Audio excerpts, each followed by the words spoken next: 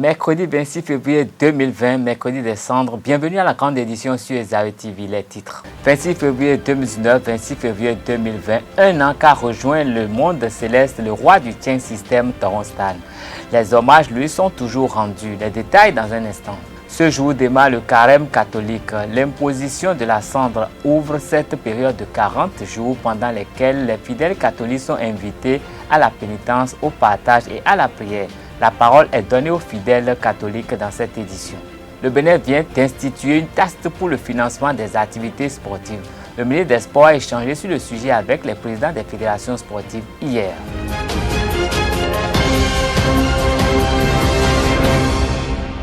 Mesdames et messieurs, bonsoir et bienvenue dans cette édition. Réunis sous la présidence du chef de l'État, le Conseil des ministres de ce jour a pris d'importantes décisions, dont la mise en place du régime national des personnes physiques et du numéro personnel d'identification en République du Bénin. La transmission à l'Assemblée nationale pour adoption du projet de loi portant régime financier des collectivités territoriales en République du Bénin.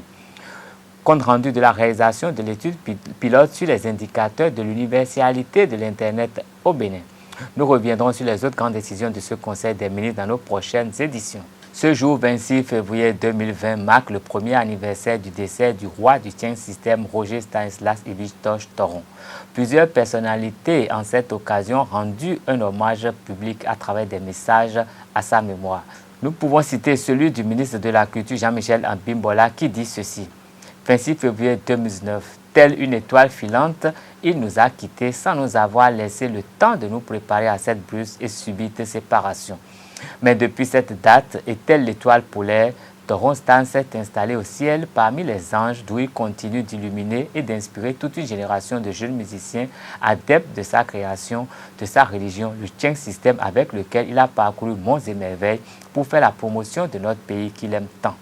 En ce jour 26 février 2020, date anniversaire de son décès, je voudrais saluer une fois encore la mémoire et l'immense héritage de Torrent Stan, le Papi Grandé. Je voudrais réaffirmer mon soutien à toute sa famille et ses proches qui continuent de souffrir de sa disparition. Repos éternel à toi, mon frère et ami Torrent Stan. Puisse la jeune génération que tu as inspirée continue de tenir haut le flambeau du Tien System pour une révélation musicale du Bénin. Le journaliste et animateur live Elpidio de Souza, qui a longtemps collaboré avec le roi du Tien System, et sous le basse, le chef d'orchestre Atia Malefou, l'orchestre qui a accompagné le roi du Tien System pendant plus d'une vingtaine d'années, ont également honoré sa mémoire hier sur l'émission 100% Culture de Esaü TV. Écoutons-les. D'abord, je voudrais aborder un aspect. Elpidio disait qu'il avait le sens de partage. Oui.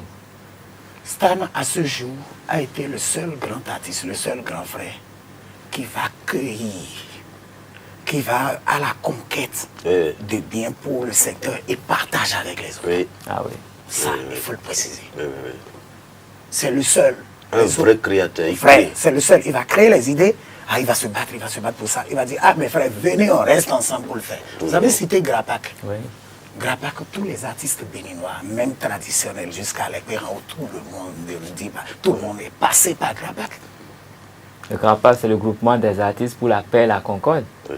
Il y a eu Grapak 1, Grapak 2. Je crois que c'est le 2 que j'ai assuré. L'arrangement de l'album du 2, c'est moi qui l'ai assuré entièrement. Mais sur cet album, il y a eu pratiquement toute la fine fleur toute la crème de la musique béninoise dessus. Ça fait 2 disques ensemble. Oui.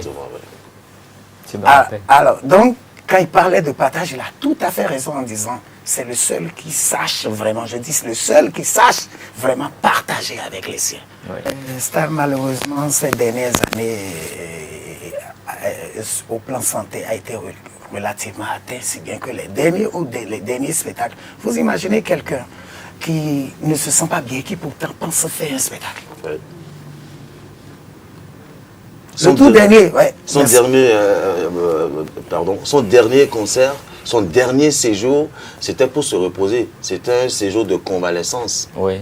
Mais il ne pouvait pas rester comme sans rien faire. Sans rien faire. Et il a fait Obama Beach, il a fait le festival à Révier. Et il est passé dans le 10 décembre. C'est sur ce festival de Révier que je voudrais exprimer un regret. Oui. Parce qu'à ce festival Révier, bon, entre grands frères et jeunes frères, parfois il peut y avoir des trucs. Puis, bon, on était très amis. Bon, il y a eu un terrain d'incompréhension, c'est pas bien entendu sur le dernier. Et moi, l'équipe à Djamalifou n'y était pas. Mais je le regrette à ce jour. Pourquoi? Parce que je l'aurais fait. Je savais que quelques mois après Stan partait, quelques semaines après Stan partait, je l'aurais fait, même si c'était à 0 francs, parce qu'il le mérite, ce monsieur. Ouais, malheureusement, je n'y étais pas, et le lendemain, il m'appelle. Je peux le dire, je peux. Il dit, Soul, moi, je le regrette et je le regretterai toujours parce que c'est cette icône-là, ce monument, ce géant qui souvent me remet en scène. Oui. À travers des spots publicitaires, oui. À travers ses concerts. Oui. Et pour la petite histoire, c'est grâce à Stan Toron qu'à Djamalifou est à Djamalifou. Ah oui. Il est là, il peut en témoigner. Quand ils ont commencé tout doucement, c'est lui qui les a pris. Un peu comme le groupe Pussycat. C'est lui qui a dit, qui a propulsé à Djamalifou. Oui. Et ses autres collègues ont commencé par les solliciter, puisque ce sont des musiciens chevronnés. Ah oui. Alors, voilà pour Stan Toron. Stan Toron, c'est un monsieur spécial. Il est unique, atypique, authentique et prolifique. Tu sais que tu as dit 100 chansons, non, mais c'est plus que ça. Il doit avoir près de 500 chansons. Ouais. C'est quelqu'un qui est inspiré tout le temps, tout l'inspire. Tout l'inspire. Et puis, c'est un grand humoriste. Tu ne peux pas passer 2 minutes, 5 minutes à côté de Stan Toron sans rigoler. La communauté catholique commémore ce 26 février le mercredi des Cendres, date qui marque le début du jeûne de 40 jours qui précède la Pâque. Une période marquée d'une pierre blanche par la conférence épiscopale du Bénin, sanctionnée par une lettre épiscopale qui invite les fidèles à se réconcilier avec Dieu et donc avec soi-même et avec ses frères. Cet appel a été bien entendu par les fidèles qui sont allés nombreux recevoir la cendre. Rencontrés à la sortie de cette imposition à la paroisse Sainte-Cécile de Cotonou, quelques-uns nous ont confié leurs impressions sur le symbolisme que représente pour eux le mercredi des Cendres. Ils sont au micro de Jacques Maurion d'Almeda. Pourquoi est-ce que vous avez tenu à être là? En fait, la cendre pour nous, chrétiens catholiques, c'est le début du temps de carême. Les 40 jours d'ailleurs de carême. Et le temps de carême pour nous chrétiens, c'est le partage, la prière, pénitence et aussi la joie. Les musiques comme ça, non. Parce que je suis enseignant ici à l'école. Les musiques comme ça, je ne viens pas. Tenu à prendre part à ce culte parce que je sais qu'aujourd'hui c'est le mercredi des Cendres. Je dois recevoir des Cendres. Je commencer par celui. En temps normal, il devrait y avoir assez de changements. Mais humains que nous sommes, il nous est difficile de suivre, comme on nous l'a dit tout à l'heure, le prêtre lors de l'homélie. Nous devons faire l'effort de nous sacrifier vraiment pendant ce temps, surtout par rapport aux jeunes. Et le pardon, si possible, nous réconcilier aussi peut-être avec le frère, le voisin avec qui nous sommes. Ce que le prêtre m'a dit, je sais que c'est un moment de pardon, un moment de réconciliation et un moment de carême. Si j'avais l'habitude de prendre 2 pains, je vais modifier ma ration alimentaire et jeûner et économiser. Mon économie mettre à la disposition des pauvres. Aujourd'hui, c'est les réseaux sociaux qui nous prennent, je vais dire, assez de temps. Nous devons vraiment éviter, pas bon, à 100%, pas au massif, je veux dire, mais au moins, ne serait-ce qu'une heure de temps, laisser un peu de côté les réseaux sociaux et s'attacher tout simplement au grain de chapelet pour réciter notre Ave Maria. Et à partir de la cendre, bon, il faut être en contact avec Dieu, il faut beaucoup prier ces derniers temps-ci et rester avec Dieu. L'Association nationale des communes du Bénin, ANCB, organise en partenariat avec Cité et gouvernements locaux unis d'Afrique CGLUA, la Convention des maires d'Afrique subsaharienne comme SSA, l'Union européenne, le gouvernement béninois, la pré-COP 26, les 25 et 26 février 2020 à Cotonou. À la veille de l'ouverture de cette rencontre, le président de l'ANCB, Luc Setonji Atropo, et le représentant du CGLUA ont entretenu la presse sur les enjeux de ce forum. Suivons un extrait de l'intervention du conseiller spécial du CGLUA, Mohamed Mbou, au sujet des avantages que le Bénin peut tirer de ce dispositif. Actuellement, nous sommes dans une phase de structuration du cadre opérationnel des collectivités locales. C'est une première phase qui est importante. Et c'est justement ce cadre de structuration qui va permettre d'impliquer davantage les producteurs dans le processus. Parce que jusqu'à présent, le processus qui est mis en place dans la majorité des pays d'Afrique, c'est un processus qui n'intègre pas cette inclusivité au niveau des territoires. C'est beaucoup plus une logique nationale qui s'articule au niveau local. Mais ce que prône actuellement l'ANCB à travers cette mobilisation du commun, c'est comment faire en sorte à ce qu'on puisse combiner cette logique top-down avec cette logique bottom-up, c'est-à-dire ascendante, pour que justement les préoccupations des producteurs et en même temps le processus d'adaptation s'effectue d'une manière structurée et opérationnelle. Le deuxième point sur lequel ce que va tirer le Bénin, je crois que le Bénin gagnerait beaucoup dans cette vision portée par l'ANCB et portée par le Bénin globalement. Pourquoi? Parce que c'est le fait d'impliquer les collectivités locales dans un cadre que je dirais institutionnalisé et avec des axes qui sont concrets. Parce que l'arrangement institutionnel qui va être mis en place, il s'articule autour de 4 axes. Le premier axe, c'est la gouvernance verticale. Le deuxième axe, c'est la structuration des projets au niveau des collectivités locales.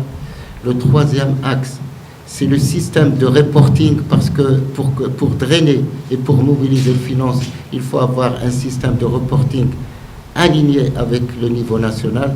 Et le quatrième axe, c'est la mobilisation de la finance climat.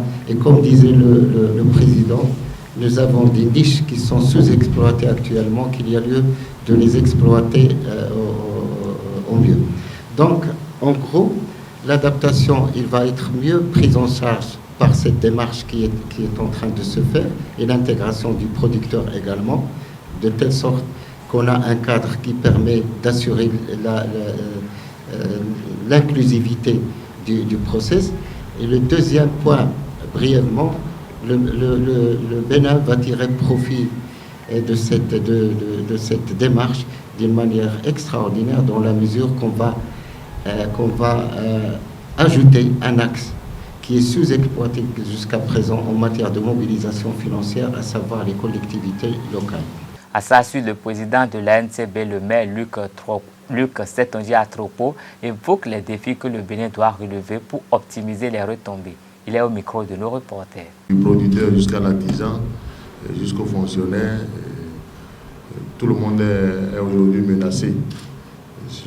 C'est vrai qu'on met en exergue les producteurs parce qu'ils perdent beaucoup dans ce domaine, je le sais. Mais déjà, nous essayons de faire un certain nombre de choses avec le projet local opérationnel aujourd'hui qui a cours dans leurs communes, notamment les communes de Boukombé, de Kopago, de Karimama, de Malanville, de Doukontounan, de Waké, de Materi, de Banikwara et de Kobli. C'est dit déjà que quelque chose se fait, conscient que nous sommes de ce que les producteurs doivent être en grippe sécurisée. Vous voyez. Et la signature de la convention par les communes qui ne l'ont pas encore signée, c'est juste pour que d'autres communes soient impactées. C'est juste pour que l'expérience qui est faite dans certaines communes, notamment dans le département du Zou, par le projet Planète Zou et par le projet dont je viens de parler, puisque à Ouakou aussi dans d'autres communes. Le CGLU et la Convention des maires ont beaucoup fait pour que de plus en plus les communes puissent avoir les ressources de leur politique en ce qui concerne l'énergie, en ce qui concerne l'atténuation. Et je crois que le chemin sur lequel nous nous mettons aujourd'hui, par cette conférence qui est organisée, je voudrais remercier l'Union européenne, parce que la conférence était entièrement financée par Bruxelles, par l'Union européenne. Ce que nous ferons pour les 2 jours a été entièrement financé par l'Union européenne. C'est dire donc l'importance que l'Union européenne accorde à cet effort qui se fait aujourd'hui par l'NCB. C'est saluer aussi ce qui se fait par la Convention des maires pour accompagner les communes à divers niveaux et surtout au niveau du Bénin. Je pense très bien que les retombées pour le Bénin aujourd'hui ne sont plus à démontrer. Nous allons bien nous organiser pour capter le financement dont nous avons besoin. Le ministre du Tourisme Jean-Michel Abimbola a procédé ce lundi à la remise officielle du site dans le cadre de la réhabilitation du fort portugais de Ouida.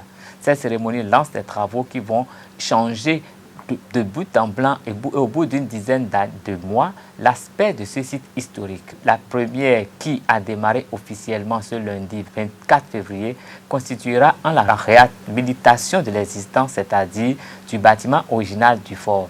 Ce chantier est prévu pour durer 10 mois pour compter du 1er mars 2020. Pour la circonstance, le ministre Jean-Michel Abimbola était entouré des acteurs culturels et touristiques, des cadres de son département ministériel, des natifs, des chefs religieux, des têtes couronnées et dignitaires de la cité des Passés. Les candidats au concours de recrutement militaire au titre de l'année 2019 vont plancher le samedi 29 février 2020 pour la phase écrite.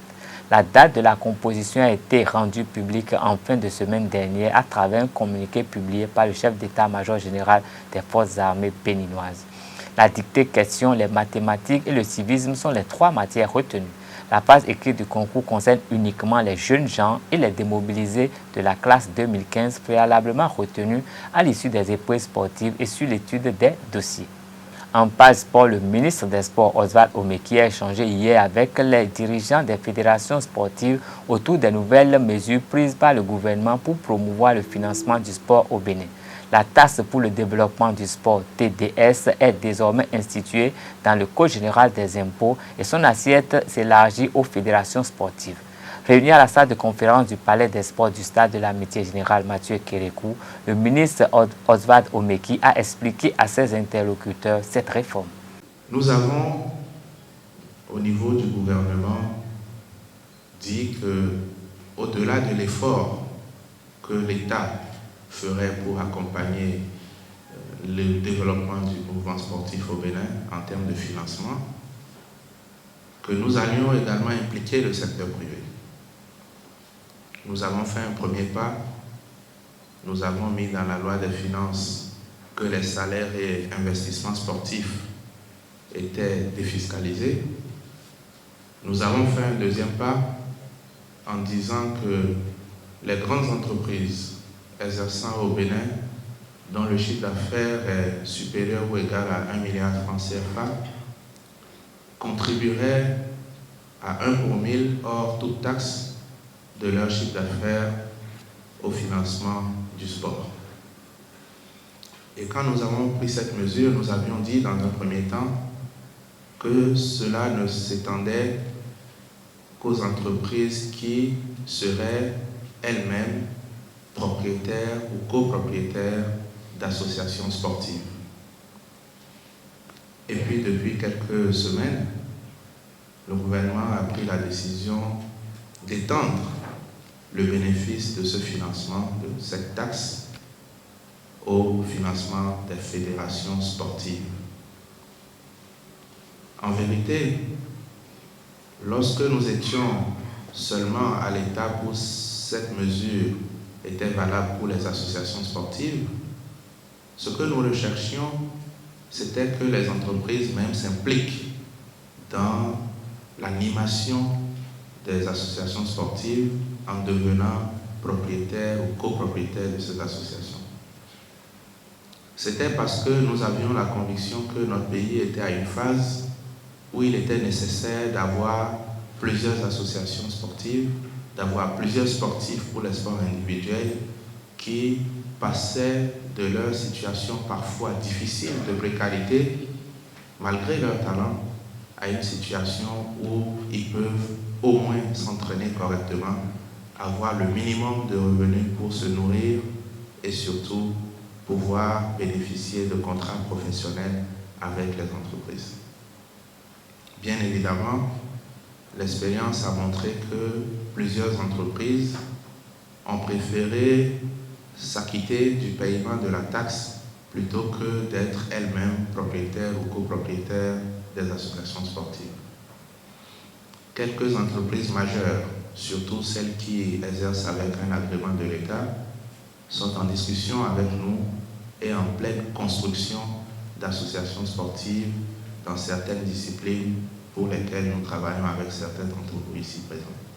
À la sortie de ces échanges, quelques présidents de fédérations ont apprécié cette avancée pour le financement de leurs activités. Suivons Ali Yaro du volleyball et Roch Kenom du karaté-do. Nous avions souhaité une loi sur le financement du sport, mais ce que l'État met à notre disposition aujourd'hui, c'est plus que ce que nous attendions. Et il n'y a que les sociétés privées avaient tellement peur d'assister au secteur sport, avaient tellement peur de financer le sport, mais aujourd'hui, ce qui est inscrit dans la réforme nous permet à ces sociétés d'être très à l'aise pour appuyer. Et tout ceci sous l'œil vigilant du ministère des Sports, parce que le ministre a dit ce n'est pas que chacun va y aller de lui-même, mais c'est sous la coupole du ministère. Le ministère est pratiquement celui qui est le garant, celui qui fera que ces structures se seraient mises à l'aise vraiment pour nous accompagner. Donc je crois que cet échange-là, les participants l'ont souhaité, il faut que cela se pérennise. Il est permis d'espérer. Et si tout ce qui a été entendu devenait réalité, c'est certain que là, on pourrait pousser le ouf de soulagement. Parce que, comme je l'ai entendu dans la salle, toutes les fédérations ne s'équivalent pas en réalisation. Il y a des fédérations neuves, il y a d'autres. Mais il y a des neuves qui travaillent déjà beaucoup.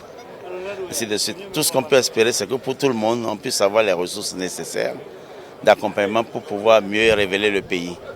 Parce que comme vous le constatez, vous prenez n'importe quelle fédération aujourd'hui, il y a quelque chose qui se fait grâce, n'est-ce pas, à cet apport du gouvernement qui a boosté les choses. La nuit des champions qui a boosté aussi les athlètes à mieux se donner désormais. Et surtout pour aller à l'international, il nous faut vraiment beaucoup de ressources. Et comme le ministre l'a dit, le gouvernement seul ne pourra jamais tout faire, c'est clair. Les hommes d'affaires, nous souhaitons que ceux qui comprendront, n'est-ce pas, nos batailles puissent nous aider. Et les décisions prises par l'État aussi permettront d'aller un peu plus loin. Donc, notre vœu pieux, c'est que cela devienne réalité, c'est tout, pour qu'on puisse aller le plus loin possible. Ce sera tout pour cette édition. Merci de rester fidèle à nos programmes. Gardez le réflexe www.zaretv.bj. Bonsoir.